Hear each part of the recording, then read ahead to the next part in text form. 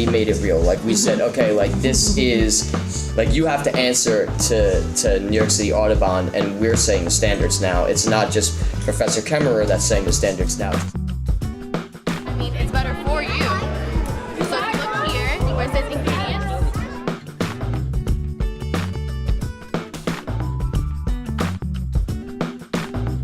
We've become much more science focused, working with anatomy and physiology, obviously. So it was really a gap that we needed to have filled, and this has been a great partnership to help us fill that science and technology gap.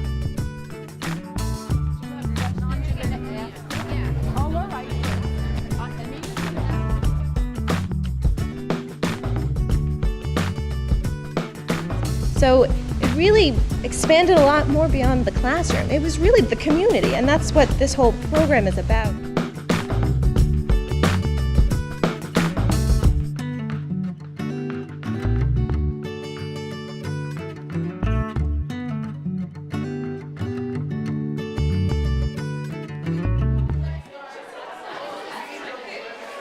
Service learning has three basic components to it. One component is that there's a service component. You're helping some community-based organization, you're helping some other group to satisfy genuine needs that they have. The second part of service learning is the learning, so service-learning. It's a single word, we hyphenate it, because we're combining that service with the learning that the students do. So, for example, myself, I volunteered at a school with autistic children, and what that allowed me to do is to relate how these autistic children learned and perceived different things, such as feelings, pain, visual effects, and how I can correlate that to my studies in anatomy and physiology and how the brain actually functions. I think it's the learning in action. It's putting to use. Because it's one thing to have knowledge of information, but then to be able to put it into use for the benefit of others, where it becomes not only important for the student themselves to learn the information, for them to be able to teach or to help another person using that knowledge has the greatest impact. So how do we measure that learning? There are a lot of ways, but the most important part is the reflection, because reflection is what we would consider the third part of service learning. Service, the learning, the reflection. Their ability to reflect is completely based in the quality of the assignments we give them. We have to invite them and create the conditions for those reflections to be high quality. So you really have to make it central to the course and have a central assignment that's critical to the students passing the course, and it has to connect to other aspects of the course. For example, in my case, we read Barack Obama's, Dreams from My Father, and it's a great book. And what happened was, it's a 350-page book. It's a really hard book for ESL students, but it was very much wrapped up in the service learning project. So the themes in the book related to the service learning project that the students were involved in. Okay, the project we worked on today was, it's called the Word Perception Program. The Basic Skills Learning Center asked us to have a program where we flash one word, it disappears, 5 answer choices come up, and the students try to pick the right choice that matches the word. And most of the students in the class have never done any programming before.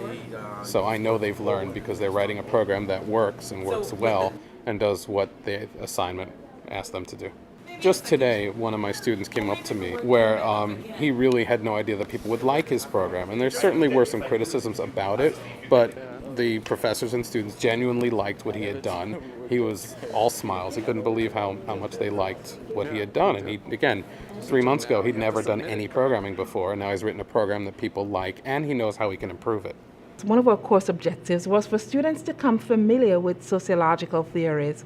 There were 2 main sociological theories that we actually targeted for this food drive. The 2 sociological theories were the conflict theory and the feminist theory. But now they're actually putting their experience in a theoretical framework. So they're not just looking at the food drive now as just the food drive. They're looking at the food drive in terms of, okay, so how does Emile Durkheim explain the need of a food drive? They're not only walking away with the concept that, hey, look, we did a food drive, but they're walking away with the concept that, wow, all these theories that I learned in class, they're actually useful. The reflection is something that we see, you know, I typically have students write essays, I ask them directed questions, they respond, and I can see how they are connecting what they're doing with what they're learning. And the kind of writing that my students did in reaction to a question about the service learning experience or part of the service learning project was, you know, stronger writing than I've ever seen from a 205. 205 is our highest ESL level. A 205 writing student. You know, students were writing 10, 12-page essays about their service learning project, and that's very hard to. It's really hard to get a paper that long of that quality from our students. So, you know, so you can look at the standardized test, but you could also look at the kind of writing, the quality of the writing that the students did during this course. I have to constantly check and recheck to make sure that while we're doing good and giving back, and there's the objectives of my syllabus are being met, curriculum requirements, learning outcomes are being met, because it's not academically effective if those things aren't happening.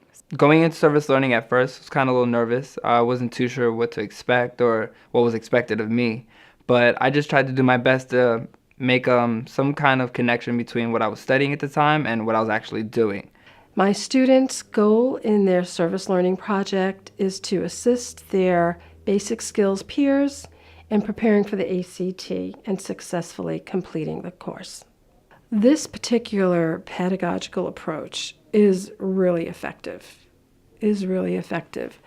because they're able to, you know, work, as constructivists would say, in the real world problems. I have a person here who, if they don't pass this ACT, they might not be able to move forward in their goal, towards their dream.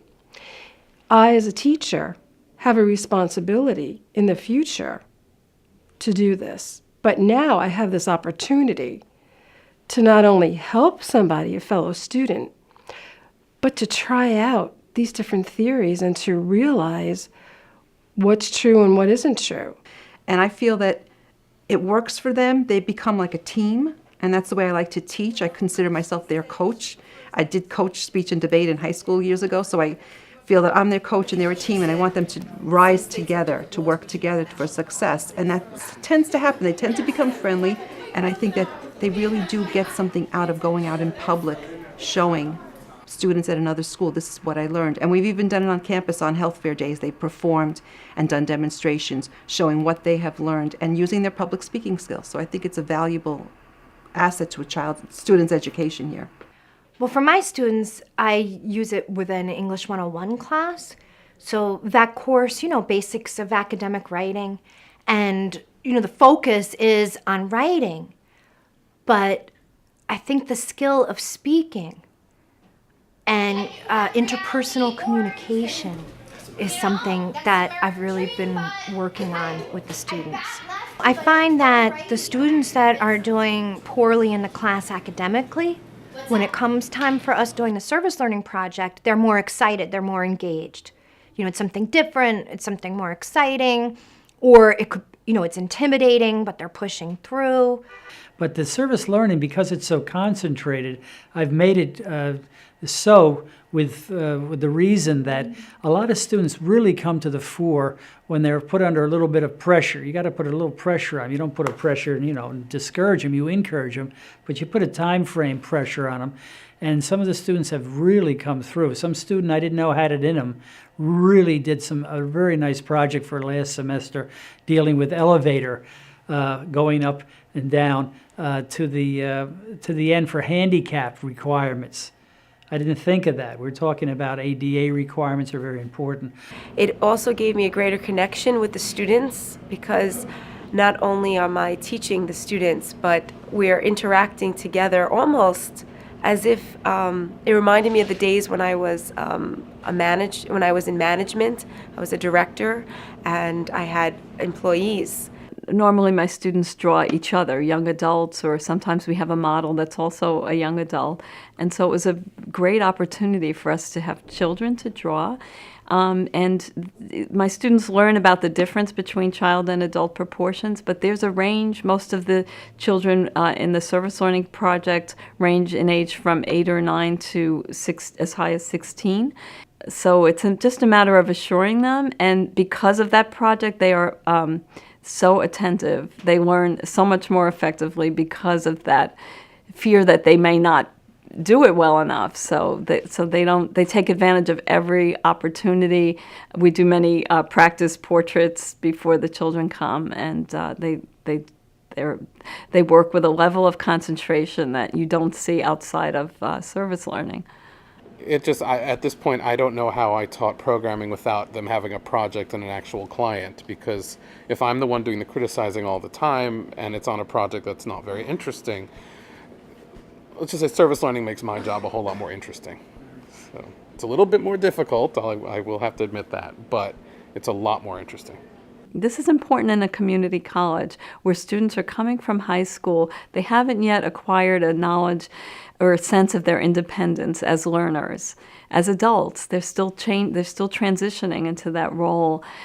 Having this kind of feedback where students report this is something that is staying with them. It's not just they're doing the service learning project and then it's sort of evaporated. It's maintaining, and it's continuing in some type of domino effect that, to be honest, I mean, I wasn't really anticipating, but that's the outcome. I mean, that's what anecdotally I'm finding. I have 3 students who, from doing service learning, it was in an intro to lit class, and we did GED tutoring for the literature part of the GED exam. So these 3 students that I had, fall 10? All 3 of them got involved in student government. And one of them is now transferred to Queens College. He's an English major at Queens College. And he spoke very eloquently at a CUNY conference, at one of those Gen Ed conferences, about service learning transforming him.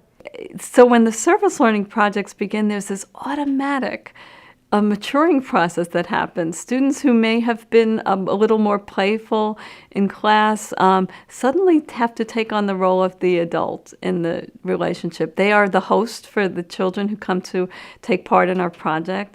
So to see them suddenly take on that role of the host, of an adult, of a person responsible for making another person feel comfortable, it's a wonderful transition to witness. It's a transformation, really. And the way that I'm able to know that my students are learning is through my senses. It's from what I see. I actually see their attitudes and dispositions towards the profession change. Service learning, to me, was something more than I could just put on a resume or say that I did. It was an experience that I think I would hold and cherish due to the fact that it provided me with an extra set of tools that maybe other students may not have, to actually be more sociable, and as well as to go out into the community to meet different people, see different things, and have different experiences. I definitely felt that, to me, was what I obtained from service learning the most. They've done something important, and they didn't know that they could do that. They didn't know that they can be agents of change. They didn't know that they can make a difference in other people's lives. A lot of students are at the point in their life where things are done to them as opposed to they are doers and they can do for others. So I think it's a major realization for a lot of students. And I think it's a growing process, and I think that it's something that stays with them for a very long time.